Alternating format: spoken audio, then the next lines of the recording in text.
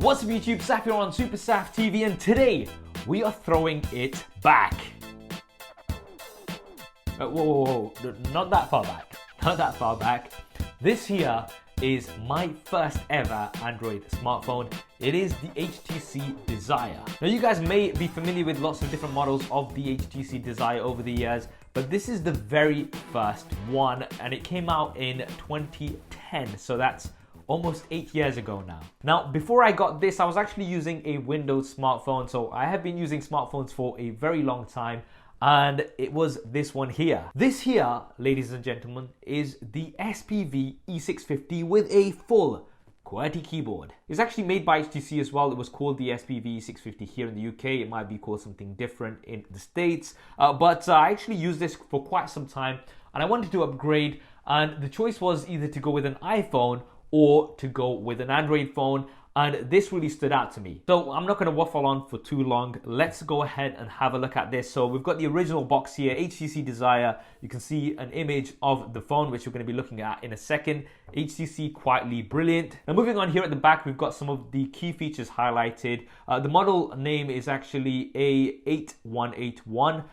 CPU speed is 1 GHz. Now this actually has the Qualcomm Snapdragon S1 processor with the Adreno 200 GPU, so we're talking way back. Android with HTC Sense, it came with Eclair out the box, and then that was upgraded to Froyo. 576 megabytes of RAM, that's insane. If we compare that to something like the OnePlus 5 or 5T, which has 8 gigabytes of RAM, that has 16 times more RAM than this had. A 3.7-inch touch-sensitive screen with HSPA, so we've got no 4G on here. GPS, we've got Bluetooth 2.1, a 5-megapixel color camera with autofocus and flash, and a micro SD card slot, so you can expand the storage on here. As base storage, get this guys, you might want to sit down for this, 4 gigabytes as base storage. That's absolutely insane. Right, that's enough of the specs. Now let's get it outside of the box. And here it is. I actually got it in pretty good condition, I have to say.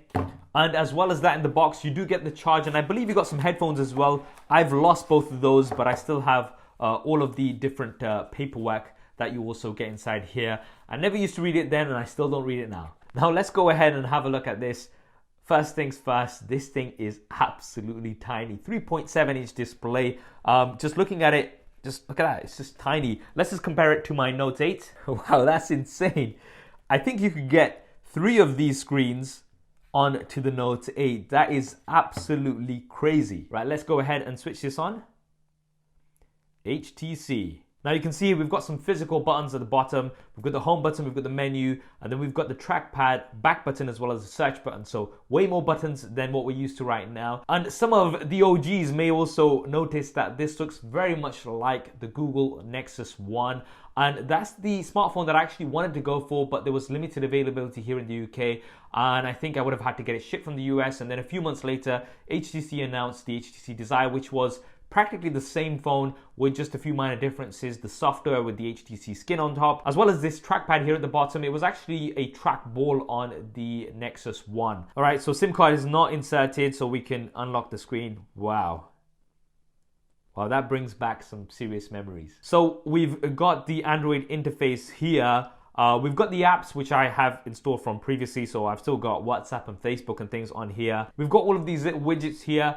And if you scroll down, you can see that all we have here is the notifications. There is no quick toggles or anything like that. You actually had to install those separately as widgets. Now the display itself is actually pretty decent. It's AMOLED technology. The colors are pretty good. It's obviously nowhere near as bright as today's smartphones. And the resolution is 480 by 800. It's also quite thick, and we've got this sort of soft touch plastic material, which has taken a bit of a beating, as you can see here on my unit. Micro USB input. We've got a 3.5mm headphone jack, something that HTC do not offer anymore. And then we've got a 5-megapixel camera, as mentioned earlier on. And this was actually pretty decent for those days. Compared to today's standards, it's going to be absolutely rubbish. Now, one thing I forgot to mention is that in terms of video, this films at 480p. And there was 720p after an update, but that would really slow the phone down, so I never used to use that much either. And there is no front-facing camera, so no selfies back then. If you did want to take a selfie, you'd have to use the rear-facing camera and kind of do this, which not many people did. There's also a speaker here at the back, and we actually have a removable back. So if we take this out, You can see that we've got a micro SD card slot in here. This supports up to 32 gigabytes. So although you only got 4 gigabytes on the phone itself, you could expand that. I've got a 4 gigabyte memory card in here. We've got a full-size SIM card tray, so not even micro back then. And then we've got a removable battery, something else we don't see any more of these days.